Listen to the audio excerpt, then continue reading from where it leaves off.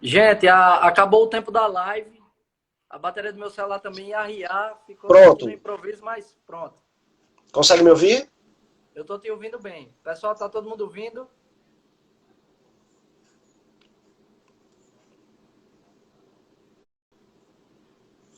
Me ouve? Sim, eu Pessoal, tô tá te tudo ouvindo ok? bem.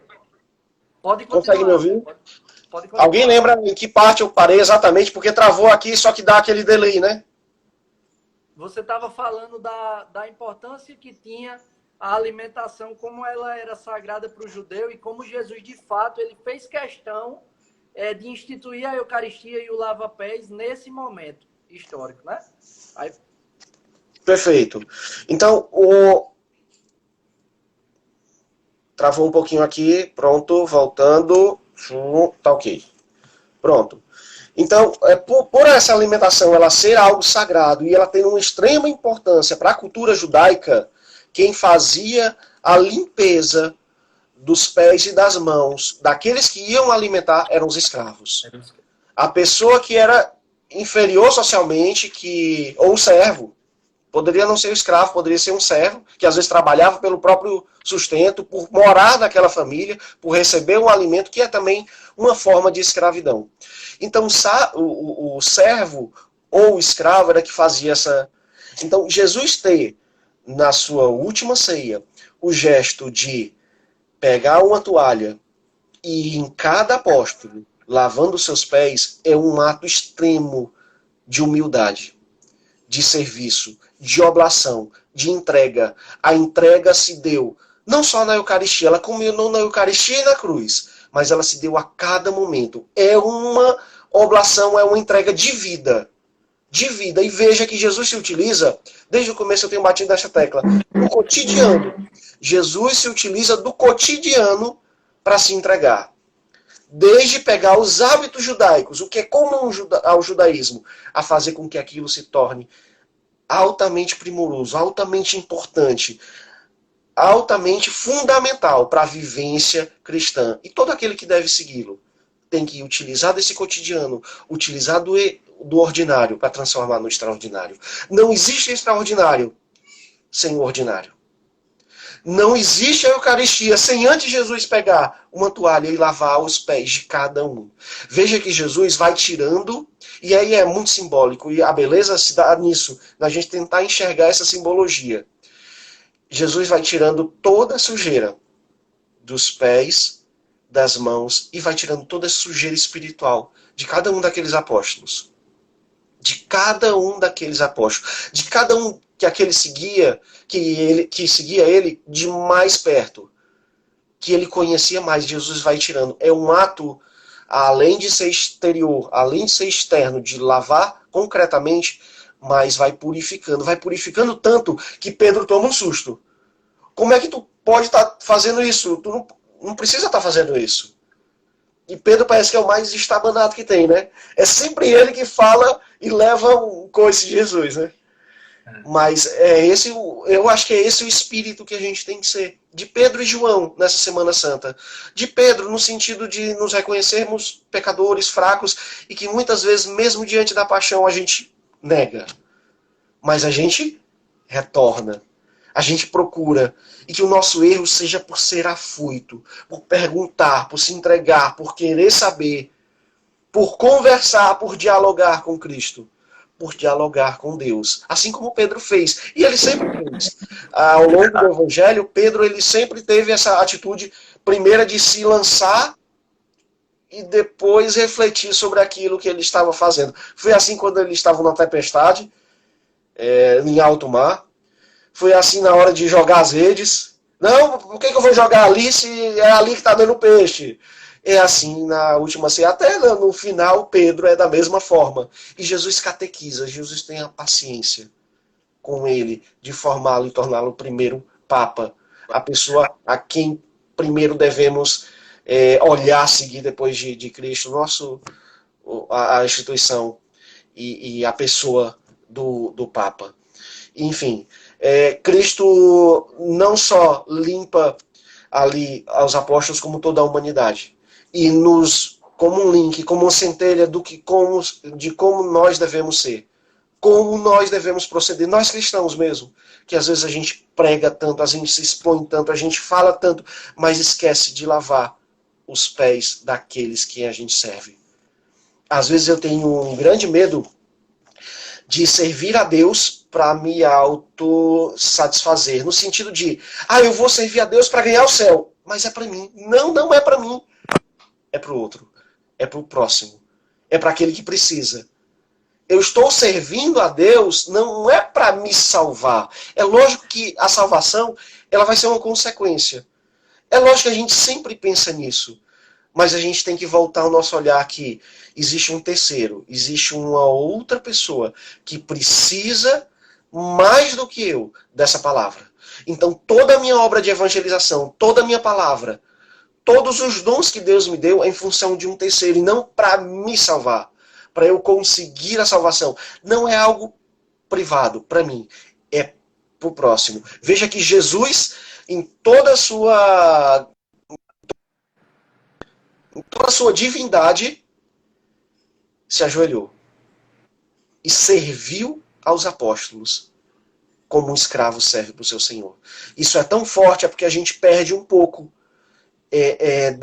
dessa realidade por não ser mais próximo da gente. A gente não sabe o que um escravo faz. O que um escravo ele passa. Como é a realidade de um escravo, para a gente ver quão grande foi a atitude de Jesus em se ajoelhar e em lavar cada um daqueles apóstolos. Pode falar, Vitor. Não, continua. Não, pode dizer. É quando você falava da questão do amor que a gente presta, do serviço que a gente presta para me salvar, né? E a tradição da igreja ensina, e Santa Catarina de Sena fala isso, o amor servil, ele te salva.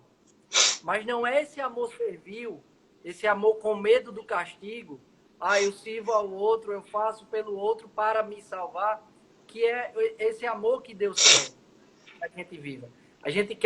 Deus quer que a gente viva exatamente esse amor ágape, esse amor desinteressado. Eu me dirijo ao outro pura e simplesmente porque eu imito aquele a quem eu sigo, que serve ao outro, né? Era só esse acréscimo, porque a sua reflexão, irmão, tá perfeita, não tem nem o que tirar e nem pôr.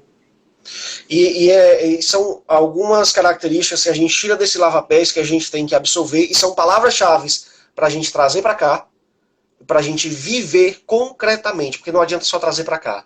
É viver, que é humildade, serviço ao próximo, de forma desinteressada, é um amor ágape. A beleza não está naquilo que eu faço, está no alcance da palavra de Deus na vida do outro, da ação de Deus em mim, que reflete no outro. Não tem árvore, se vê pelos frutos. É mais ou menos isso. É esse fruto que a gente busca. A gente não busca, eu fiz uma pregação aqui, caramba, que coisa boa, porque todo mundo me elogiou. Não, não é isso. É quantos frutos tem disso. Quantas pessoas foram alcançadas e mudaram de vida, de visão, de mentalidade. Quantas pessoas começaram a observar o ordinário em suas vidas, a ter um olhar mais lento. A beleza não está naquilo que se fala, está nos frutos que se tem. Diz ele. É tão importante isso que você está falando. Ontem eu falava, né, na Lectio, na época de Pedro, pregação de Pedro ali pós-Pentecostes, ele faz a pregação e 3.000 pessoas se converteram. Então, nessa época, um pregava, 3.000 se convertiam. Nos tempos atuais, 3.000 pregam e nenhum se converte. Verdade, verdade. Então, é importante a gente fazer essa reflexão. Por quê? Porque antes de falar, é preciso viver. A palavra, antes de ser pronunciada, ela precisa ganhar força no nosso coração, né, André? E aí eu acho que foi muito de Deus essa reflexão que você está fazendo, exatamente da gente. O Evangelho termina dizendo, eu faço isso, Jesus diz, né? Eu faço isso para que vocês façam como eu estou fazendo. Então, eu já queria aproveitar, e aí você continua, mas só porque senão eu esqueço. E pedir para que você que está nos assistindo, faça um lava-pés na sua casa. Você não sabe a importância que tem a simbologia de um lava-pés. A gente que é de comunidade, a gente também tem que fazer essa reflexão. Quanto tempo faz, André, que a gente não faz um lava-pés? com essa simbologia que você nos trouxe hoje de um modo tão rico. Porque é importante. A gente, quem a gente mais fere, muitas vezes é quem mais a gente ama, porque é quem mais a gente convive. É verdade. Né? Então, a gente tem que se colocar como servo do outro. É por isso que eu digo, o serviço, ele é você ser útil ao outro e ponto. E ponto. Não é ser útil ao outro para alimentar o ego, para ganhar elogio, para ser reconhecido socialmente, para ser reconhecido na comunidade, enfim. Não. Servir ao outro é para ser útil ao outro e ponto. Isso pode ser de ordem material, de ordem espiritual. Né? Então, é muito importante a gente fazer com atos concretos. Então, olha que bela oportunidade você tem hoje de, no interior da sua casa, fazer um lava-pés. Simbolicamente, lavar os pés, pedir perdão, ser perdoado, perdoar, né? Ali, como é que eu posso dizer? Resolver as arestas, as contendas. Esse é o tempo favorável. A semana maior, o Kairos, para que a gente faça isso. E se você se esquecer da importância e da simbologia, assiste a live de novo e vê a reflexão que o André está trazendo, né? Para que isso ganhe sabor na nossa vida. Senão de nada adianta. A palavra entra, mas ela não ganha sabor. A gente tem que fazer, a gente tem que ir em direção ao outro. Né? Pode continuar, irmão. Essa reflexão do desinteresse, desinteresse não, porque pode ser interpretado de uma forma diferente, mas esse desapego de um retorno e de verdadeiramente como é que um cristão ele pode servir, a gente vê muito em Maria, que a gente pouco observa, tanto nessa passagem do lava-pés, como na anterior da instituição da Eucaristia. Mas Maria ela estava presente nesse momento, ela não estava entre os 12. Veja, Jesus provavelmente ele estava numa casa de andar. Jesus ele estava numa casa que foi emprestada, nessa última ceia, na instituição da Eucaristia e nessa dinâmica do lava-pés, emprestada a casa, porque ele não tinha onde morar, ele não tinha para onde ir, ele não tinha um travesseiro para encostar a cabeça e dormir, e era uma casa de andar, e não aparece absolutamente Maria em nenhuma passagem relacionada à instituição da Eucaristia, nem do lava-pés. O lava-pés só está em João. Só João observou o que estava acontecendo. Não, minto, desculpa. Eu posso estar sendo injusto com os outros apóstolos. Mas só João teve a ousadia de colocar isso em seus escritos. Só João, com a sensibilidade joanina, chamado discípulo amado pela tradição da igreja, conseguiu perscrutar, entender, compreender a importância desse momento. E só ele, como evangelista, colocou escrito em seu evangelho. Mas nem ele e nenhum dos outros 3 evangelistas colocaram Maria nesse momento. Por quê? Porque ela não estava lá. Aonde é que estava Maria nesse momento? Eu fico me perguntando, Vitor, cada passagem que eu leio, onde é que está Maria? Com exceção a cruz, que eu sei onde é que ela está, que o pessoal diz, né? O pessoal não, a Bíblia diz. Mas todo momento eu fico perguntando onde é que está Maria? O que ela está fazendo? Nesse momento, Maria estava no andar de baixo. Fazendo o quê? Cozinhando para os apóstolos e para Jesus. Maria estava fornecendo toda a condição para que o milagre acontecesse no andar de cima. Para que o seu filho cumprisse a vontade do Pai. E eu acho que é essa a nossa missão, de ser como Maria. Fazer e criar tudo o que é necessário, toda a condição para que a vontade de Deus seja feita. E às vezes sem aparecer. Como ela não aparece absolutamente. Maria estava com as outras mulheres lá embaixo, cozinhando. E às vezes até ouvindo assim no canto da porta o que está acontecendo. Mas ela também foi tocada. A Eucaristia foi instituída também para ela, tanto quanto para os apóstolos.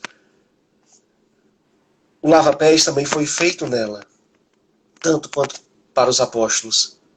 Só que ela não aparece em nenhum momento. Tenho para mim, às vezes, que Maria, ela sai recolhendo aqueles esquecidos. Aqueles que nem têm coragem de chegar tanto perto de Jesus por causa de sua condição social, do momento em que vivem, do seu próprio status mesmo. As mulheres eram mais difíceis de chegar até Jesus, a gente sabe disso. Em todo encontro que Jesus tem com as mulheres, é Jesus que procura. A mulher no poço, é Jesus que procura. É Jesus que vai ao encontro da mulher. E eu tenho para mim que Maria, ela faz esse trabalho de pegar esse socialmente como a mulher, como o coxo, como o cego, como o apóstolo que traiu, como o apóstolo que se vê indigno, como foi Pedro depois da crucifixão de Jesus, como o apóstolo mais novo, aquele mais inexperiente, como é João, e é tão próximo a ela, segundo os relatos bíblicos. Maria tem esse poder de agregar aqueles esquecidos, aqueles perdidos, aqueles que por sua indignidade não conseguem chegar a Jesus. Está ali com Maria. Com Maria lá embaixo, estavam as outras mulheres. Madalena e as outras Marias. Maria de Cleofas. Estava Marta. Por que não? As outras mulheres que não poderiam estar com Jesus, que caminhavam junto com Jesus, que não aparecem nos relatos bíblicos, estavam com Maria. E Maria ali estava catequizando, estava reproduzindo aquilo que Jesus falava, porque ela viveu com Jesus, ela entendia Jesus, ela conhecia profundamente aquilo que o Filho estava fazendo e estava falando. E elas e eles, aqueles que não tinham acesso, que não poderiam ir ao encontro dele por algum motivo, estavam lá junto com Maria. É tanto que no alto da cruz, Jesus dá João a quem? A Maria. A Maria. É uma das maiores provas, na minha opinião, que Maria reunia todos aqueles que Jesus não conseguia alcançar. Ou melhor, que Jesus não conseguia, não. Aqueles que não conseguiam alcançar Jesus. Que não conseguiam ir ao encontro de Jesus. O que eu quero dizer rapidamente sobre Maria, nesse momento, é que ela estava lá. Ela não estava entre os 12. Ela não estava no andar de cima, sendo lavada os seus pés, sendo lavado os seus pés. Mas ela estava lá embaixo, promovendo tudo aquilo que Jesus estava fazendo. Permitindo com que aquela dinâmica de lava-pés, aquele momento de perdão, de humildade, de fraternidade, de encontro acontecesse. Permitindo com que a Eucaristia, com que o pão se tornasse corpo, com que o vinho se tornasse sangue. Quem colocou o pão e o vinho na mesa foi Maria. Quem colocou o pão e o vinho na mesa foi Maria. É isso, Vitor. É um pouquinho da minha reflexão sobre essa dinâmica do lava-pés. Eu sei que foi um pouco corrido, um pouco tribulado, mas tenho para mim que esse é um tempo muito fértil, muito oportuno para a gente, enquanto comunidade, aí falando para a comunidade, da gente refletir, da gente amadurecer. Me tocou muito a homilia e a celebração do domingo, onde foi repetida 100 vezes aquela música Águas Mais Profundas. E eu acho que essa é uma oportunidade ímpar que a gente tem de avançar para águas mais profundas. Porque veja que quando Jesus ele senta com os 12 na última ceia, não são os 72, não são os mais de 3.000, de 5.000 que seguiam Jesus, são 12. São águas mais profundas. Não são todos, são aqueles que se deixam escolher, que se deixam levar por algum motivo, por sua própria personalidade, por já ter batido a cabeça tantas vezes, por já ter pecado tantas vezes e se ver mais necessário, assim como foi com Pedro, que tinha uma personalidade de ir, foi com João por se mostrar um pouco mais dócil, um pouco mais frágil e se mostrar necessitado de Jesus, mas eram águas mais profundas. A gente precisa mergulhar em águas mais profundas para enxergar nessa Semana Santa, para enxergar nesse carisma algo que a gente pode beber, aonde a gente pode mergulhar, aonde a gente pode encontrar a verdadeira riqueza, que é se doar ao próximo. Se doar ao próximo. Eu escrevi uma frase porque eu sou excelente em esquecer coisa, e aí eu queria finalizar a minha participação. Existe algo de redentor quando o cristão entrega a sua vida para resgate de muitos. Que essa Semana Santa nos ensine a como se entregar verdadeiramente. Que esse carisma que a comunidade nasceu daquela cena, daquele ato, dessa Semana Santa, nos ensine a se entregar para resgate de muitos. Se entregar para resgate de muitos. É contigo, Vitão. Amém. Gente, eu não tenho muito o que falar mais, né? Essa reflexão, ela tem alcançado o meu coração ainda. Eu quero dizer o seguinte: é justo que muito custe aquilo que muito vale. André, Sara está pedindo para você repetir a frase. Então, repete a frase para as pessoas anotarem. Então deixa eu escrever, deixa eu ler aqui que eu não decorei também não. Vamos lá. Existe algo redentor quando um cristão entrega a sua vida para o resgate de muitos. Existe algo de redentor quando um cristão entrega a sua vida para resgate de muitos. Eu acho que sintetiza, para mim sintetizou muito essa frase ao ato de Jesus em toda essa Semana Santa. O que de redentor há nessa ação de Jesus na Semana Santa? O resgate de muitos, se não o resgate de todos. Amém. Amém. Gente, eu quero dar um testemunho aqui rapidinho que diz o seguinte: Santa Teresa d'Ávila nos ensina, né?